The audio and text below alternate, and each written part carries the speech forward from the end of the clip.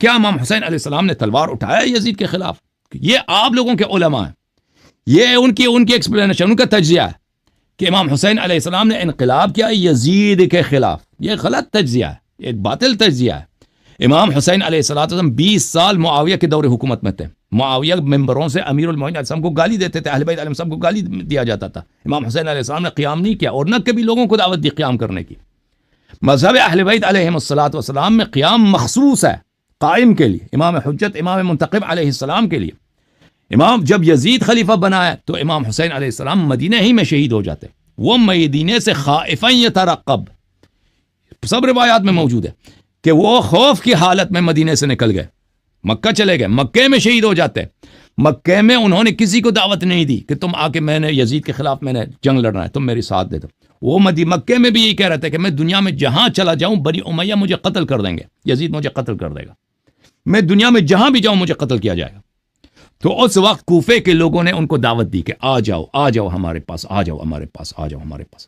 دیکھیں مذہب اہل بیت علیہ السلام اس طرح نہیں ہے کہ جائر خلیفہ کے خلاف آپ تلوار نہیں اٹھا سکتے. مذہب حقہ میں یہ ہے کہ اگر لوگوں کی ایک باری اکثریت آپ کے ساتھ دے دیں، لوگوں کی ایک بڑی تعداد آپ کی سپورٹ کریں تو امام وقت قیام کر سکتا ہے. امیر المومنین علیہ السلام نے ابو بکر عمر کے خلاف اگر قیام نہیں کیا، مذہب حقہ میں اس لیے نہیں ہے کہ ابو بکر عمر کے خلاف قیام کرنا حرام تھا. مذہب شیعہ میں یہ ہے کہ کیونکہ ان کے پاس انصار نہیں تھے، یاور نہیں تھے، تو انہوں نے قیام نہیں کیا. اصل ایکسپلینیشن یہ ہے. تو اب جب وہ کوفے میں آئے ہیں، مکے میں تھے، تو اتنے لیٹر آ گئے کوفے والوں سے، اتنے میسیجز آ گئے کہ ان پہ حجت تمام ہو گئی. اتنے لوگ انہوں نے نصرت کا وعدہ دیا ہے، ٹھیک ہے نا. تو یہ بات کہ جو تم لوگوں نے بنا دیا کہ امام وقت کے خلاف قیام نہیں کر سکتے، یہ آپ لوگوں کا عقیدہ ہے، یہ شیعہ عقیدہ نہیں ہے. شیعہ عقیدہ یہ ہے کہ اگر امام معصوم علیہ السلام کے پاس یاور انصار ہوں تو وہ یہ کام کر سکتا ہے. جیسے کہ قتل عثمان کے بعد لوگوں نے بیعت کی امیر المومنین علیہ السلام نے، امیر المومنین علیہ السلام نے حکومت بنائی ہے، ٹھیک ہے نا، کیونکہ اتنے یاور انصار تھے. اب امام حسین علیہ السلام مکے میں لوگوں کے ایک بڑی تعداد وعدے دے رہے ہیں کہ آپ آ جائیں. تو اگر امام حسین علیہ السلام کوفے نہ چلے جاتے تو وہ مکے میں شہید ہو جاتے، مکے ہی میں شہید ہو جاتے. ان کے پاس دنیا میں کہیں جانے کا راستہ نہیں. اور اس کے علاوہ تاریخ بھی ان کو مذمت کر دیتی کہ آپ کوفہ اگر پہنچ جاتے، آپ وہاں پہ حکومت بنا لیتے. یزید کو شکست دینا آسان سی بات تھی، یزید کو شکست ہو جاتا ہے یزید کو، اور آپ پورے عالم اسلام کے امام اور خلیفہ بن جاتے. امام حسین علیہ السلام کو بخوبی پتہ تھا کہ میں کوفہ پہنچوں گا ہی نہیں، میں راستے میں ہی شہید ہو جاؤں گا. انہوں نے خود کوفے مکے سے نکلتے وقت ان کا خطبہ موجود ہے، خط الموت علی ولد آدم مخط القلادة علی جید الفتاہ، کہ انہوں نے فرمایا کہ موت انسان کے لیے ایک زینت ہے، جس طرح ایک خوبصورت لڑکی کے لیے گردن میں ایک نیکلس اس کی خوبصورتی کا ایک سامان ہے. اور میرے لیے اللہ تعالیٰ نے شہادت مقرر کیا، میں کوفہ سے پہلے کربلا کے سرزمین میں، نینوا کے سرزمین میں شہید ہونے جا رہا ہوں. جو میرے ساتھ آئے شہادت چاہتا ہے میرے ساتھ آ جائے. تو امام حسین علیہ السلام شہادت کے لیے جا رہے تھے. ان کو پتا تھا کہ ان کو حکومت نہیں ملے گی اور کوفے والے ان سے وفا نہیں کریں گے.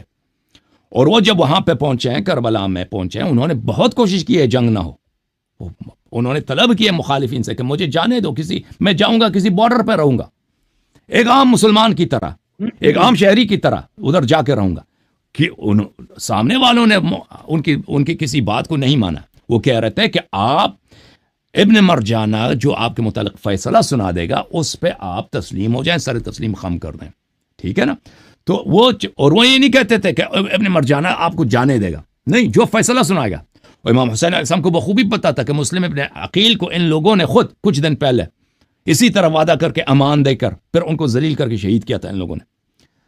تو یہ بھی اسی طرح مجھے شہید کرنا چاہتے ہیں، لیکن امام حسین علیہ السلام ذلت نہیں چاہتے تھے، انہوں نے شہادت قبول کیا. تو یہ یہاں پہ دو مختلف، یہاں پہ دیکھیں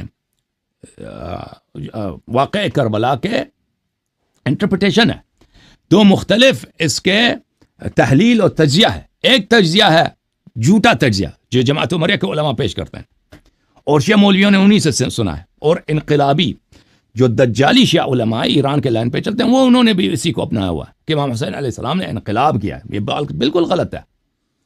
امام حسین علیہ الصلوۃ والسلام، امام حسین علیہ الصلوۃ والسلام جینا چاہتے تھے، ان کا سیرہ بالکل امیر المومنین صاحب کا سیرہ ہے، امام حسن علیہ السلام کا سیرہ ہے، امام زین العابدین علیہ السلام کا سیرہ ہے، امام محمد باقر علیہ السلام کا سیرہ ہے، امام جعفر صادق علیہ السلام کا سیرہ ہے، امام امیر المؤمنین علیہ السلام، امام حسن علیہ السلام، امام زین العابدین علیہ السلام، امام باقر، امام صادق علیہ السلام کو وقت کے خلفاء ذلت پہ مجبور نہیں کرتے تھے، ذلت پہ مجبور کریں، ٹھیک ہے نا.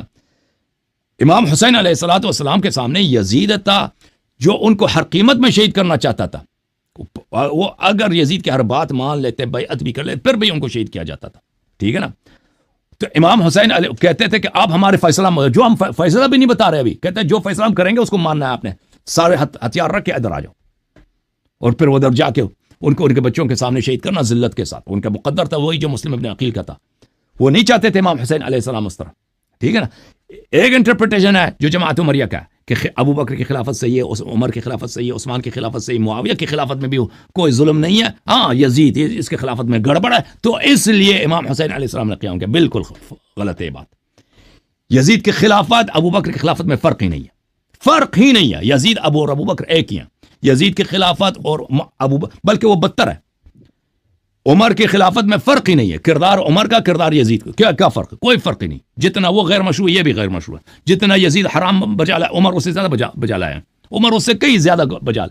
فرق یہ ہے کہ عمر بیوقوف نہیں تھا، عمر چالاک تھا، سیاست آتا تھا، یزید کو نہیں آتا تھا. فرق صرف یہ تھا.